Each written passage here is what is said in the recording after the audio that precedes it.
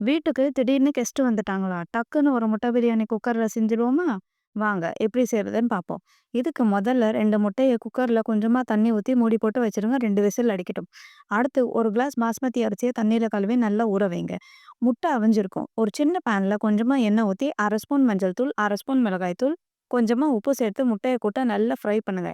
அடுத்து ஒரு குக்கர்ல கொஞ்சமா எண்ணெய ஊத்தி பிரியாணி இலை, பட்டை, ஏலாய்ச்சி, 1/2 ஸ்பூன் மிளகு, சோம்பு, சீரகம் எல்லாம் சேர்த்து நல்லா தாளிச்சுட்டு, பொடியா நறுக்குன வெங்காயம், கொஞ்சமா கலர் மாறி வந்ததுக்கப்புறம் 1 ஸ்பூன் இஞ்சி பூண்டு பேஸ்ட்டு, 2 நிமிஷம் கழிச்சு பொடியா நறுக்குன தக்காளி, மசாலால 1/2 ஸ்பூன் மஞ்சள் தூள், 1/2 ஸ்பூன் மிளகாய் தூள், 1 1/2 ஸ்பூன் பிரியாணி மசாலா, கொஞ்சமா தண்ணி சேர்த்துட்டு 2 நிமிஷம் வேகட்டும்.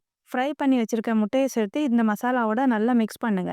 அடுத்து ஊற வச்சிருந்த பிரியாணி அரிசிய சேர்த்து மிக்ஸ் பண்ணிட்டு, தேவையான அளவுக்கு தண்ணியும், உப்பும் சேர்த்துட்டு குக்கர் மூடிய போட்டு வெயிட் போட்டுருங்க. ஒரு விசில் அடிக்கட்டும்.